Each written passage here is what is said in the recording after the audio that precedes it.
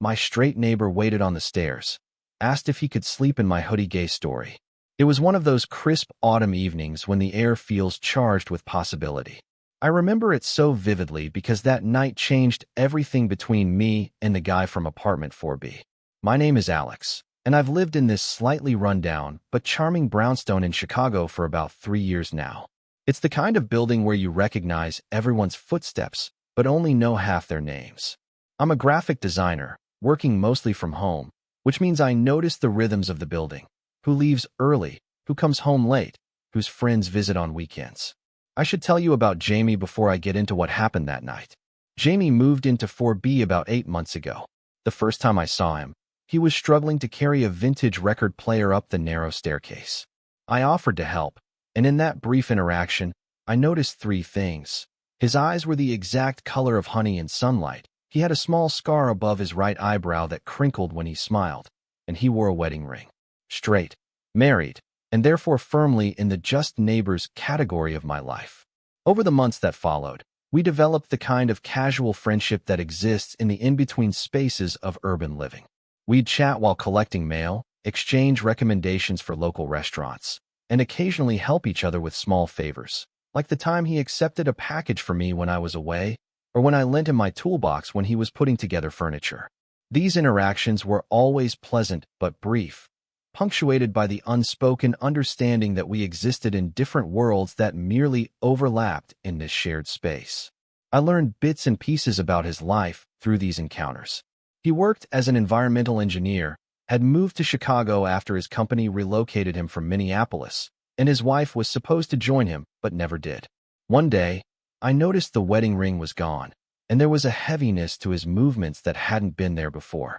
She decided she didn't want to move after all, he explained when I finally worked up the courage to ask, his voice carrying the practiced neutrality of someone who has repeated a painful truth so many times it's lost its sting. Then she decided she didn't want to be married either. I offered the awkward condolences of someone who doesn't know what to say, and our conversations returned to their usual superficiality. I won't lie and say I didn't notice him differently after that.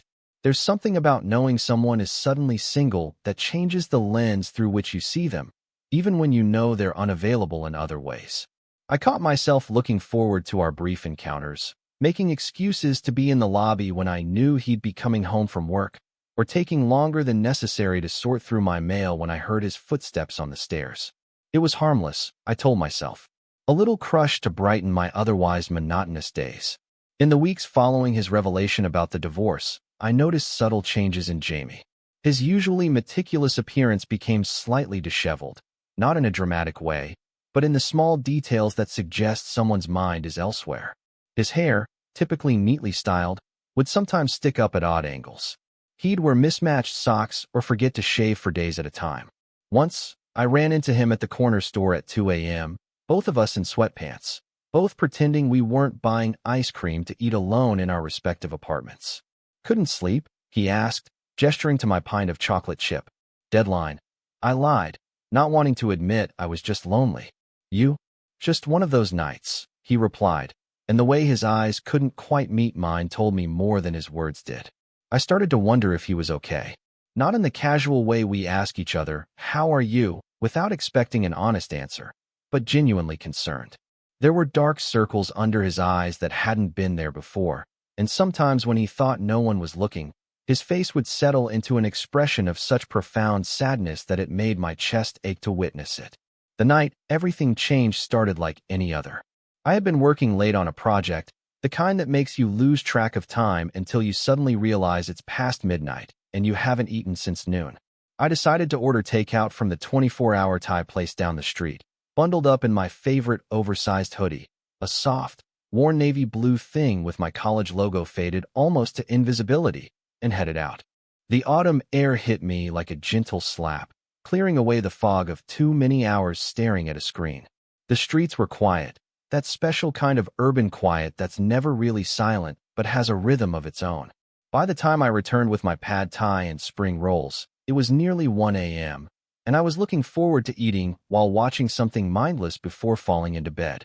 I was fumbling with my keys at the building entrance when I noticed a figure sitting on the stairs inside. At first, I felt that instinctive urban wariness, "Who's in my building this late?" before recognizing Jamie's silhouette. He was sitting about halfway up the first flight, elbows on his knees, head bowed. He didn't look up when I entered, and for a moment I wondered if he was asleep. "Jamie," I called softly, not wanting to startle him. "Everything okay?" He looked up then, and even in the dim light of the hallway, I could see his eyes were red-rimmed. He tried to smile, but it was more of a grimace. "Hey, Alex." "Yeah, I'm fine. Just," he gestured vaguely, thinking. "On the stairs? At 1 a.m.? I asked, trying to keep my tone light despite the concern blooming in my chest. He ran a hand through his hair, making it stand up even more than usual. "Apartment felt too empty tonight. Too quiet. Thought maybe I'd hear someone else moving around out here, you know? Remember, I'm not actually alone in the universe." The raw honesty of his answer caught me off guard. We didn't have the kind of relationship where we shared our existential crises with each other. Yet here he was, admitting to a loneliness so profound he'd sought out the cold comfort of a stairwell just to feel connected to other human beings. "I've got Thai food," I said, holding up the bag. "Way too much for one person. Want to join me?" He hesitated, and I could see him weighing the offer, perhaps wondering if it crossed some invisible line in our neighborly relationship. "I don't want to impose," he said finally. "It's not an imposition if I'm inviting you," I replied, already heading up the stairs. Besides, I could use the company too. He followed me to my apartment, his footsteps hesitant at first, then matching my pace. I was suddenly, acutely aware of the state of my place. Not messy exactly, but lived in, with books stacked on every surface and half-finished sketches pinned to the walls. It wasn't that I was embarrassed, more that I realized he was seeing a part of me few people did, the private space where I didn't have to perform or present a curated version of myself. "Make yourself comfortable," I said, gesturing to the couch while I went to the kitchen for plates and utensils. When I returned, he was standing exactly where I'd left him, looking at a series of illustrations I'd been working on for a children's book about a lonely astronaut who befriends the stars. "These are incredible," he said, turning to me with genuine admiration in his eyes. "You're really talented." I felt myself flush at the compliment. "Thanks. It's a personal project. Probably won't go anywhere, but I enjoy working on it." "No, seriously," he insisted, looking back at the drawings. "There's something, I don't know, honest about them. Like they're saying something important without trying too hard." We settled on the couch with our food, and I put on a documentary about ocean life, neutral territory that required no real attention, but provided a backdrop to our conversation. At first, we talked about safe topics. Work, the building's perpetually broken elevator, a new coffee shop that had opened around the corner. But as the night wore on and the food disappeared, something shifted. Perhaps it was the late hour or the unusual circumstances of our meeting, but the conversation deepened. Jamie told me about his marriage, how they'd been high school sweethearts who grew in different directions but held on too long out of habit and fear. How the move to Chicago was supposed to be a fresh start for them both, but instead became the catalyst for their separation. How he'd been relieved and devastated in equal measure when she finally said she wanted a divorce. "The worst part isn't even being alone," he confessed, staring into his empty plate. "It's that I don't know who I am without her. We got together when I was 17. I've never been an adult without being part of Jamie and Ellie. Now I'm just Jamie, and I have no idea what that means." I shared, too, about my last relationship that ended because he couldn't handle my unpredictable work schedule, about my parents who still introduce me as their artistic son, with that slight inflection that suggests they're still waiting for me to get a real job, about the loneliness of living in a city where everyone is too busy to truly connect. The documentary ended, but neither of us moved to turn on something else. The blue light of the TV screen cast strange shadows across his face, highlighting the angles of his cheekbones and the curve of his lips. I became intensely aware of how close we were sitting, how the cushions had gradually shifted us toward the center of the couch until our knees were almost touching. "I should probably go," he said eventually, though he made no move to stand. "It's late." "Yeah," I agreed, equally motionless. He looked at me then, really looked at me, in a way that made me feel simultaneously exposed and seen. "Thanks for this, Alex.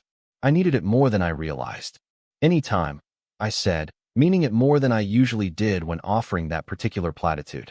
He stood finally, stretching in a way that made his t-shirt ride up slightly, revealing a strip of skin above his jeans that I pretended not to notice.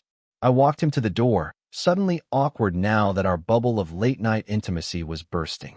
As he stepped into the hallway, he turned back, his hand on the doorframe. "This is going to sound weird," he said, a flush creeping up his neck. "But can I borrow your hoodie?" I blinked, caught completely off guard. "My hoodie." He gestured to the navy blue sweatshirt I was still wearing. "Yeah. It looks really comfortable, and my apartment is always freezing, and I haven't been sleeping well, and—" He trailed off, clearly embarrassed. "Never mind. It's a strange request. Forget I asked." "No, it's fine," I said quickly, already pulling it over my head. The cool air hit my arms, raising goosebumps on my skin. I handed him the hoodie, still warm from my body. "Here, consider it a thank you for keeping me company tonight." He took it with a grateful smile, his fingers brushing against mine in the exchange. "I'll return it tomorrow," he promised. "No rush," I assured him, though part of me was already looking forward to the excuse for another interaction. He nodded, clutching the hoodie to his chest like it was something precious. "Good night, Alex." "Good night, Jamie." I closed the door behind him and leaned against it, my heart racing for reasons I couldn't entirely explain. There was something intimate about giving him my clothing, something that transcended our casual, neighborly relationship. I tried to dismiss the flutter in my stomach as meaningless. He needed something warm. I had it, end of story. But I couldn't shake the image of him wearing my hoodie, surrounded by my scent, as he drifted off to sleep. The next morning, I half expected to find the hoodie hanging on my doorknob, a polite return that would signal our return to normal boundaries. But there was nothing. I went about my day, alternating between working on my illustrations and checking my phone, wondering if he might text. We had exchanged numbers months ago for practical purposes, in case the building's heat goes out again, but had rarely used them. Around 7 p.m., a knock at my door sent a jolt of anticipation through me. I took a moment to smooth my hair and check my reflection in the hallway mirror before opening the door, telling myself I was being ridiculous. Jamie stood there, wearing the same jeans as the night before, but with a different shirt. My hoodie was draped over his arm. "Hey," he said, with a small smile that didn't quite reach his eyes. "Returning this as promised." "Thanks," I said, taking it from him. "Did it help? With the cold apartment, I mean." He hesitated, shifting his weight from one foot to the other. "Actually, yeah. I slept better than I have in weeks." He paused, then added in a rush. "I know this is going to sound completely insane, but would you mind if I borrowed it again tonight? I can wash it first, of course. It's just, I don't know what it is, but something about it is comforting." I should have found the request strange. In any other context, I probably would have. But standing there, looking at the dark circles under his eyes that seemed slightly less pronounced than the day before, all I felt was a desire to help. "You can keep it for as long as you need," I offered. "I have others." Relief washed over his face. "Are you sure? I feel like I'm taking advantage of your kindness." "It's just a hoodie, Jamie," I said with a shrug, though we both knew it was becoming something more, a tether between us, a physical manifestation of the connection that had begun to form the night before. "Thank you," he said, clutching it to his chest again. "Really." There was a moment of silence, both of us standing in the doorway, neither quite ready to end the interaction. "Would you like to come in?" I finally asked. "I was just about to make dinner. Nothing fancy, just pasta, but there's plenty." He smiled, a real smile this time that crinkled the corners of his eyes. "I'd like that." That evening began a pattern. Jamie would come over for dinner. We'd talk for hours about everything and nothing, and when he left, he'd take my hoodie with him. Sometimes he'd bring it back the next day, insisting on washing it, only to borrow it again that night. Other times, he'd keep it for days at a time, returning it reluctantly when he felt he'd imposed too much on my generosity. We never explicitly discussed what was happening between us. On the surface, we were just neighbors becoming friends, finding comfort in each other's company during difficult periods in our lives. But there was an undercurrent to our interactions, a tension that manifested in lingering glances, in the way our hands would occasionally brush against each other when passing dishes at dinner, in how our conversations would sometimes trail into silence filled with words neither of us was brave enough to say. About 3 weeks into this new routine, Jamie arrived at my door looking more agitated than usual. Everything okay? I asked as he paced my living room, running his hands through his hair in that now familiar gesture of distress. My parents are coming to visit, he said, his voice tight. They'll be here this weekend. That's good, right? Family support and all that. He laughed, but there was no humor in it. They don't know about the divorce yet. I've been putting off telling them because once I do, it's real, you know? Plus, they loved Ellie. They're going to be devastated. I nodded, understanding the weight of disappointing parents all too well. So you'll tell them when they're here? That's the plan, he said, finally collapsing onto the couch. They're staying at a hotel, thank God. But they want to see the apartment, meet my friends, do the whole, our son's new life tour. He looked at me, vulnerability naked in his expression. Would you come to dinner with us on Saturday? I know it's a lot to ask, but I could use a friendly face there, and you're the closest thing I have to a friend in this city. The words stung a little. The closest thing I have to a friend. A reminder of the ambiguity of our relationship. But I pushed aside my own feelings. Of course I'll come. Whatever you need.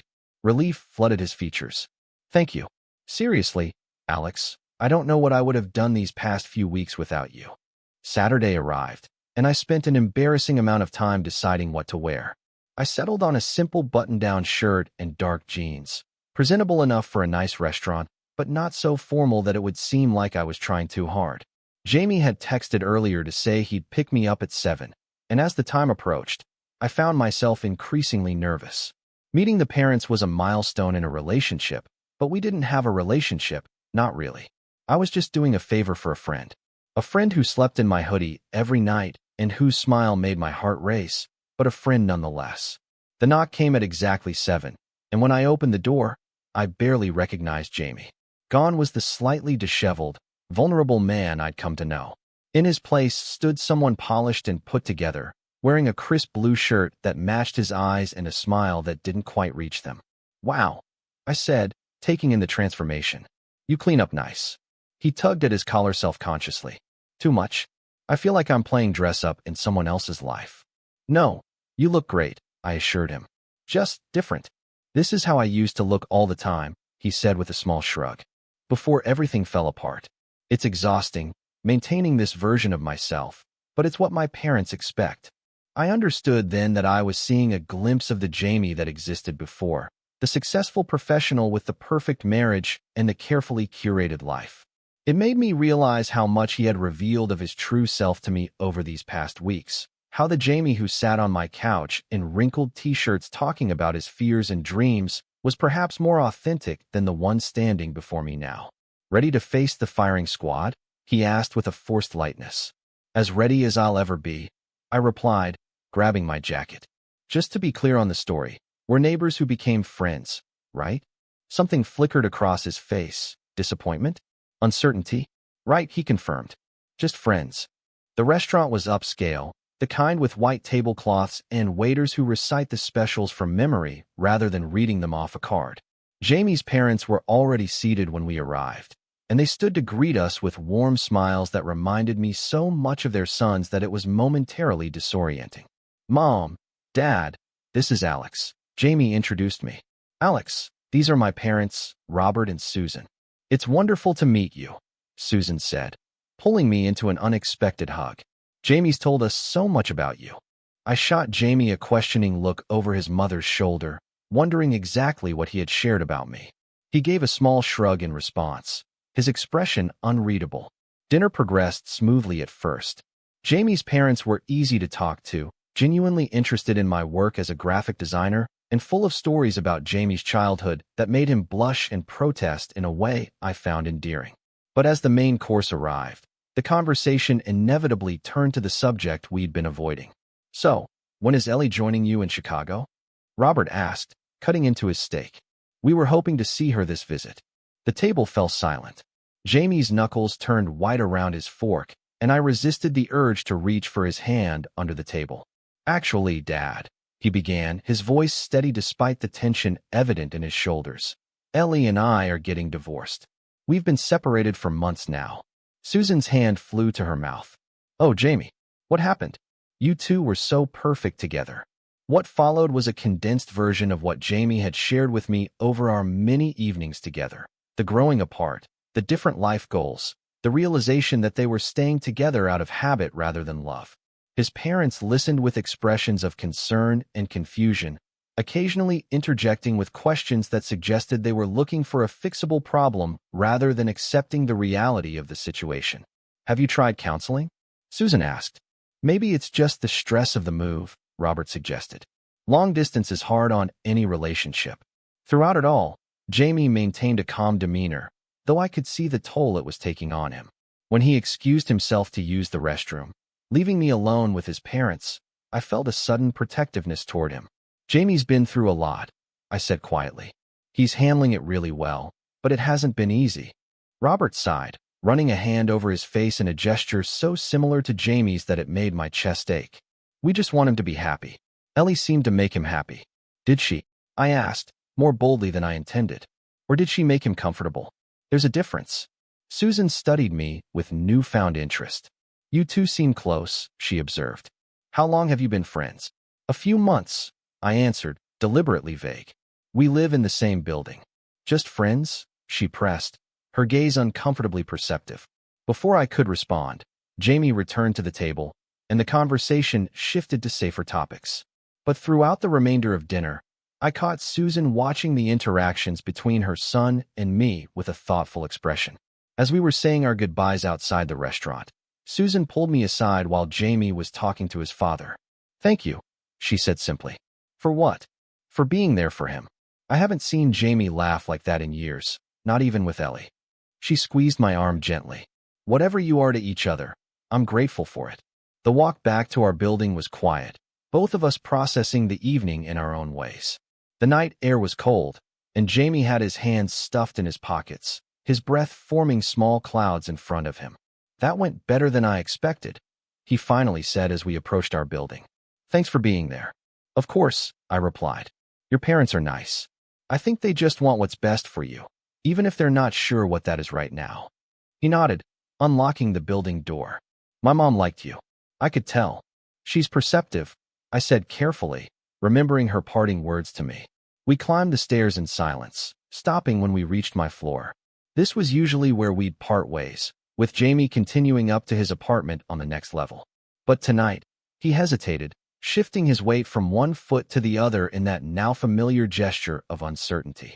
"Do you want to come in?" I offered, saving him from having to ask. "You look like you could use a drink after that interrogation." Relief washed over his features. "God, yes. Please." Inside my apartment, Jamie immediately shed the polished veneer he'd maintained all evening. He loosened his tie, unbuttoned the top buttons of his shirt, and collapsed onto my couch with a heavy sigh. I handed him a glass of whiskey, which he accepted gratefully, taking a long sip before setting it on the coffee table. "Can I ask you something?" he said, his voice quiet but intense. "Something I've been wondering for weeks now." My heart rate picked up, anticipation and anxiety mingling in my chest. "Of course. That first night, when you found me on the stairs and I asked to borrow your hoodie, why did you say yes? It was such a weird request from someone you barely knew." I considered the question, wanting to give him an honest answer. "I'm not entirely sure," I admitted. "Part of it was that you looked so lost, like you needed something to hold on to, and if a piece of my clothing could provide that, who was I to deny it?" I paused, then added, "And part of it was that I liked the idea of you having something of mine, which probably sounds strange." He shook his head, a small smile playing at the corners of his lips. "Not strange at all. I liked having something of yours too. More than made sense to me at the time." There was a weight to his words, an implication that hung in the air between us. I took a sip of my own drink, using the moment to gather my courage. "Jamie, what are we doing here? These past few weeks, the dinners, the conversations, the hoodie, what is this?" He looked down at his hands, twisting them together in his lap. "I don't know," he said honestly. "I've never felt this way about a man before. I didn't think I could. But then there was you. And suddenly all these things I thought I knew about myself don't seem so certain anymore." My breath caught in my throat. "And how do you feel? About me, I mean." He looked up then, his eyes meeting mine with an intensity that made my skin tingle. "Like I can be myself with you in a way I've never been with anyone else. Like I want to be around you all the time. Like I sleep better in your hoodie than I do in my own bed because it smells like you, and that comforts me in ways I can't explain." He took a deep breath. like I might be falling in love with you, and it terrifies me because I don't know what that means about who I am. The confession hung between us, raw and vulnerable, and more than I had dared to hope for. I moved closer to him on the couch, close enough that our knees touched. Identity is fluid, I said softly. You don't have to have all the answers right now. You don't have to label yourself or figure out what this means for every aspect of your life. You just have to know how you feel in this moment. In this moment, he repeated, his voice barely above a whisper. I want to kiss you. I've wanted to for weeks now. I reached out, placing my hand on his cheek, feeling the slight stubble against my palm. So kiss me. He leaned forward, hesitantly at first, then with growing confidence as our lips met. The kiss was gentle, exploratory, a question and an answer all at once. His hand came up to cup the back of my neck, drawing me closer, deepening the connection between us. When we finally pulled apart, both slightly breathless, he rested his forehead against mine. That was, yeah, I agreed, understanding the sentiment even without the words to describe it. I don't know what happens next, he admitted. This is all new territory for me. I took his hand, intertwining our fingers. We don't have to figure it all out tonight. We can take it slow, see where this goes. No pressure, no expectations. He nodded, relief evident in the relaxing of his shoulders. I'd like that. He glanced at the clock on my wall, noting the late hour. I should probably go. It's been a long day. You could stay, I offered, then quickly added, just to sleep. Nothing more than you're comfortable with. He considered this for a moment, then smiled, that genuine smile that crinkled the corners of his eyes and made my heart skip. I'd like that too. That night, Jamie slept in my bed, wearing his own clothes, but with my hoodie draped over the chair nearby, a silent witness to the beginning of something new. We didn't make love. That would come later, when he was more certain, when the novelty of these feelings had settled into something he could understand and embrace. But we did hold each other, his head resting on my chest, my arms around him, both of us finding in that embrace the connection we'd been searching for on opposite sides of the same building. In the morning, I woke to find him watching me, his expression soft and wondering. What are you thinking? I asked, my voice rough with sleep. That I never expected to find this, he replied, tracing a finger along my jawline. That sometimes the thing you need most is right across the hall, waiting for you to be brave enough to ask for it. I smiled, catching his hand and pressing a kiss to his palm. Like a hoodie? He laughed, the sound free and unburdened in a way I hadn't heard before. Like a hoodie, he agreed. And everything that comes after. In the weeks and months that followed, Jamie and I navigated this new relationship with care and patience. There were challenges, of course, his uncertainty about his sexuality, my fear of being a temporary experiment, the opinions of friends and family. But there was also joy, discovery, and a deepening connection that transcended the physical. Jamie still wears my hoodie sometimes, though now it's less about needing comfort and more about the intimacy of sharing. And sometimes, when he thinks I'm not looking, I catch him smiling at it, remembering that night on the stairs when everything changed because he was brave enough to ask for what he needed. They say home isn't a place, but a feeling. For Jamie and me, it started with a hoodie, continued with late-night conversations, and grew into something neither of us expected but both of us needed.